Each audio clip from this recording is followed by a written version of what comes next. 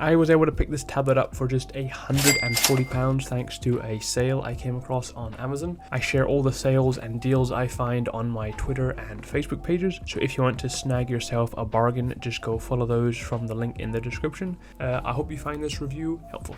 So this is the Samsung Galaxy Tab A8. Absolutely incredible budget tablet. I put budget tablets between the £150 and £200 mark, and you can get the A8 for around the £180, £190 mark, so it's somewhere in the middle of the budget price range, and it performs way better than I could have ever expected it to. Several years ago I bought a budget tablet for £120, and it was one of the worst bits of tech I have ever used in my life. The thing barely turned on, so I was a bit nervous when buying this, not thinking it would be up to much at all. So the first thing that stands out when using this tablet is the screen. It is a very nice screen. It is a 10.5 inch display with a resolution of 1920 by 1200 pixels, and it looks awesome. Colors pop, it gets nice and bright, just an all-round great screen for consuming content. And that's what I believe this tablet is intended for, consuming content. Whether that be stuff like TikTok or YouTube or Netflix or reading comic books, manga, reading ebooks, any type of content consumption, this thing is great for.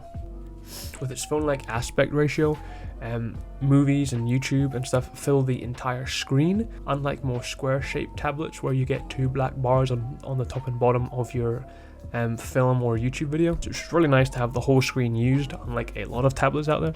One thing I found to really enjoy in this tablet, which I wasn't expecting to at all, is reading ebooks, comics and manga. I was not expecting that from this.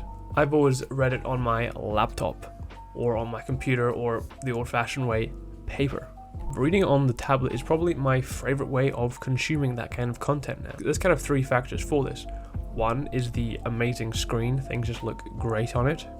Two would be the size. It's not too big, but not too small. If it was much bigger, it would be a bit of a pain to hold, and much smaller, and you wouldn't really be able to see, and it would feel a bit too small for reading and looking at stuff. And the weight. This thing just weighs slightly more than a pound, which is incredibly light for a tablet this size.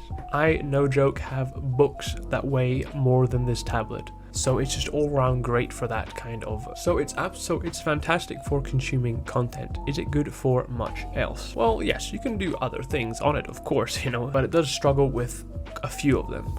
For example, if you are looking to play some games on here, it's able to run the basic games, no issues. You can play your Clash of Clans and your Angry Birds, no problem.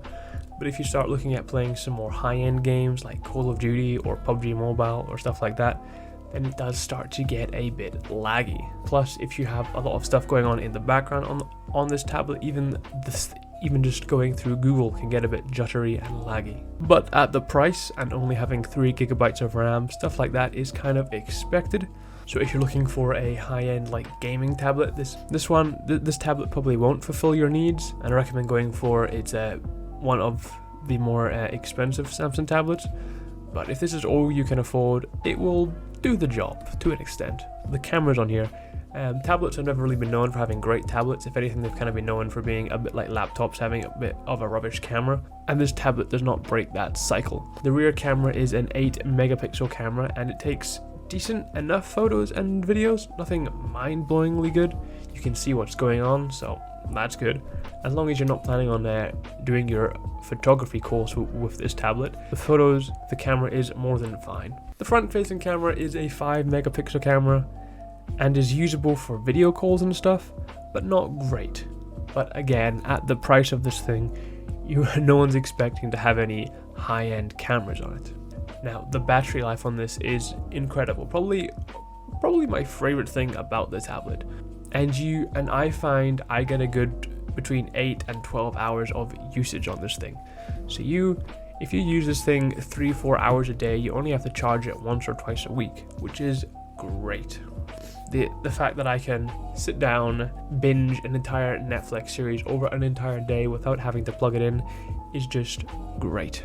All around, the A8 is an awesome mid-range priced tablet. Perfect for, as I've said quite a few times so far, consuming content. This is not a workhorse. So definitely pick one up if you're in the market for something like this and you've been looking around trying to find a good budget tablet. I'd recommend going for this. So but I would personally say this is a really good tablet for the money, and definitely. Alright, thanks for watching. See ya.